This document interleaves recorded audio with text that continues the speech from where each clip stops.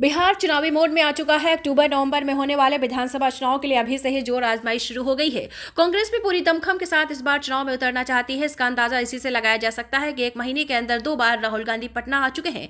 एक दौर था जब बिहार में कांग्रेस एक छत्र राज किया करती थी। वो दौर 1990 से पहले का था, मतलब 35 साल पहले। हालांकि लालू यादव की जब बिहार में धमाकेदार एंट्री हुई तो कांग्रेस पीछे खिसकती चली गई। वक्त ने कुछ ऐसी करवट ली कि बिहार में कांग्रेस को आरजेडी का सहारा लेना पड़ा। लोग तो यहां तक कहने लगे कि बिना लालू की बैसाखी के कांग्रेस बिहार में आगे नहीं बढ़ सकती।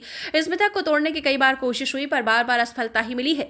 राहुल गांधी इस मिथक को तोड़ने की कोशिश में लगे हैं। इनकी कोशिश है कि बिहार कांग्रेस की पुश्तैनी जमीन को फिर से वापस लाया जाए। इसको ध्यान में रखते हुए राहुल गांधी जाति वाली राजनीति को अपना हथियार बनाना चाहते हैं। अब यह हथियार क्या है, इसको समझने की आवश्यकता है। बिहार में 82% बूथ पर राहुल गांधी की नजर है। गठबंधन में ज्यादा से ज्यादा सीट चाहते हैं राहुल गांधी। पिछड़ा दलित को एक साथ लाना चाहते हैं राहुल गांधी। बिहार में 38 विधानसभा आरक्षित सीट है। दरअसल राहुल गांधी बिहार में पिछड़ा, अति पिछड़ा और दलित वोट बैंक का कॉकटेल बनाना चाहते हैं। तो इस बार लगातार देखना है कि क्या राहुल गांधी की ये जो बातें हैं वो रंग लाएंगी। बता दें कि बिहार में अति पिछड़ों की आबादी जहां 36% है, वहीं पिछड़ों की आबादी 27% है। दलितों की अगर बात करें तो बिहार में 19% आबादी दलितों की है। कुल मिलाकर 82% वोट बैंक को राहुल गांधी साधना चाहते हैं। ये जरूर है कि राहुल गांधी दलित, अति पिछड़ा और पिछड़ों का कॉकटेल बनाना चाहते हैं, लेकिन उनके लिए राह आसान नहीं होगी। लंबे समय तक कांग्रेस पार्टी शासन में रही थी और शासन में रहते हुए पार्टी ने इन वर्गों के लिए कुछ खास नहीं किया।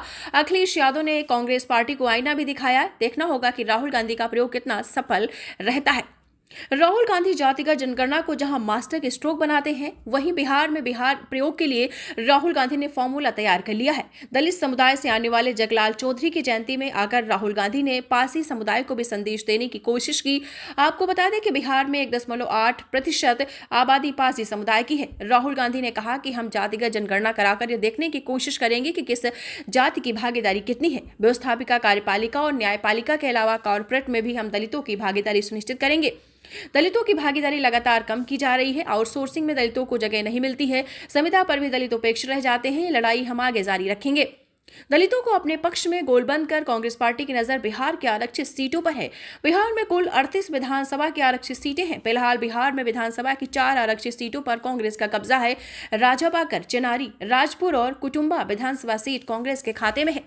2020 के विधानसभा चुनाव में बिहार में महागठबंधन की तरफ से कांग्रेस पार्टी को 70 सीटें मिली, जबकि 19 सीटों पर कांग्रेस पार्टी को जीत हासिल हुई। 2025 के चुनाव में कांग्रेस पार्टी बिहार में अधिक हिस्सेदारी चाहती है। लोकसभा चुनाव में बेहतर प्रदर्शन को आधार बनाकर कांग्रेस पार्टी दावा करने की तैयारी में है।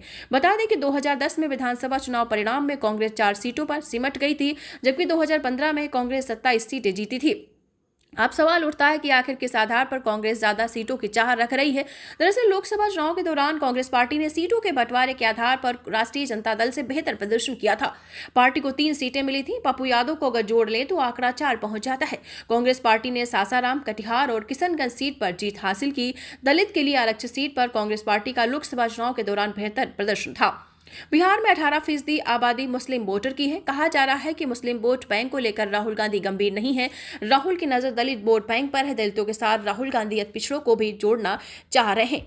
तो आपको बताते चलें, लगातार राहुल गांधी अगर इसी तरीके से काम कर रहे हैं तो वो सोच रहे हैं कि इस बार उनकी सरकार बन जाएगी। जी हां, आपको बताते चलें, अक्टूबर नवंबर में होने वाले विधानसभा चुनाव के लिए अभी से ही लगातार जोर आजमाइश चालू है।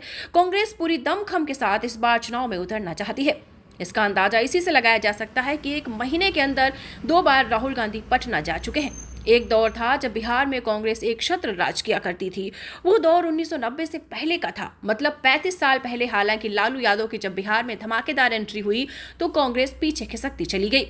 वक्त ने कुछ ऐसी करवट ली कि बिहार में कांग्रेस को आरजेडी का सहारा लेना पड़ा। लोग तो यहां तक कहने लगे कि बिना लालू के बैसाखी के कांग्रेस बिहार में आगे नहीं बढ़ सकती। इस मिथक को तोड़ने की कई बार कोशिश हुई है और लगातार राहुल गांधी को असफलता हाथ लगी है। तो आपको बताते चलें, इस बार राहुल गांधी का प्लान पूरी तरीके से है कि बिहार में उनकी सरकार बन जाए। तो आप देख रहे होंगे किस प्रकार से राहुल गांधी एक महीने में 2 बार बिहार के दौरे पर गए हैं। तो लगातार जब भी राहुल गांधी जाते हैं, कहीं भी जाते हैं, तो सबसे पहले जाति जनगणना की बात करते हैं। और ऐसा इसलिए है क्योंकि राहुल गांधी सोचते हैं कि जातीय जनगणना से जो जितने भी दलित हैं, पिछड़े हैं, सभी लोगों को एक सूत्र में बांध सकेंगे। लेकिन क्या राहुल गांधी बिहार में मुस्लिमों को एक कर पाएंगे?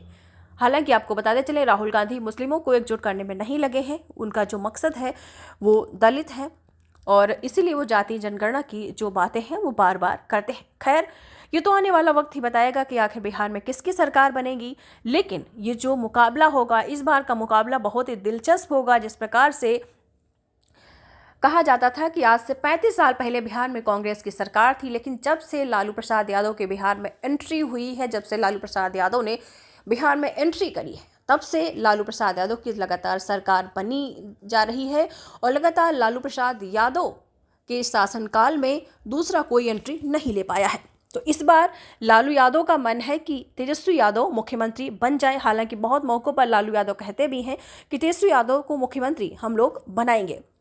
तो बहुत सारी बातें हैं। हालांकि जिस प्रकार से देख रहे हैं कि इस प्रकार राहुल गांधी 1 महीने में 2 बार बिहार के दौरे पर गए हैं, इससे मुकाबला जो है बहुत ही ज़्यादा दिलचस्प होने वाला है। जी हाँ, आपको बताते चले, वक्त ने ऐसी करवट ली है कि बिहार में कांग्रेस को आरजेडी का सहारा लेना पड़ा। बता दें कि बिहार में अति पिछड़ों की जो आबादी है 36% है, पिछड़ों की आबादी 27% है। दलितों की अगर हम बात करें तो बिहार में 19% दलित है। 82% वोट बैंक को राहुल गांधी साधना चाह रहे हैं। तो नेता प्रतिपक्ष राहुल गांधी जगलाल चौधरी जयंती समारोह में सभा को संबोधित कर रहे थे। जाति जनगणना को लेकर बहुत सारी बातें कही हैं। अंबेडकर और जगलाल चौधरी के आदर्शों पर चलकर हम अन्याय को हराएंगे, न्याय की स्थापना करेंगे, ऐसा राहुल गांधी ने कहा है। 2020 के विधानसभा चुनाव में बिहार में महागठबंधन की तरफ से कांग्रेस पार्टी को 70 सीटें मिली थी, जबकि 19 सीटों पर कांग्रेस पार्टी को जीत हासिल हुई थी। 2025 के चुनाव में कांग्रेस पार्टी बिहार में अधिक हिस्सेदारी चाहती है। लोकसभा चुनाव में बेहतर प्रदर्शन को आधार बनाकर कांग्रेस पार्टी दावा करने की तैयारी में है। बता दें कि 2010 में विधानसभा चुनाव परिणाम में कांग्रेस 4 सीटों पर सिमट गई थी, जबकि 2015 में कांग्रेस 27 सीटें जीती थी। अब सवाल उठता है कि आखिर किस आधार पर कांग्रेस ज्यादा सीटों की चाह रख रही है। दरअसल लोकसभा चुनाव के दौरान कांग्रेस पार्टी ने सीटों के बंटवारे के आधार पर राष्ट्रीय जनता दल से बेहतर प्रदर्शन किया था। पार्टी को 3 सीटें मिली थी। पप्पू यादव को अगर जोड़ लें तो आंकड़ा 4 तक पहुंच जाता है। कांग्रेस पार्टी ने सासाराम, कटिहार और किशनगंज सीट पर जीत हासिल की थी। दलित के लिए आरक्षित सीटों पर कांग्रेस पार्टी का लोकसभा चुनाव के दौरान बेहतर प्रदर्शन रहा है। तो बहुत सारी बातें हैं जो राहुल गांधी यहाँ पर साधना चाहते हैं। राहुल गांधी का मकसद जाति जनगणना को लेकर है, क्योंकि जहाँ भी वो जाते हैं वो जाति जनगणना की बात करते हैं।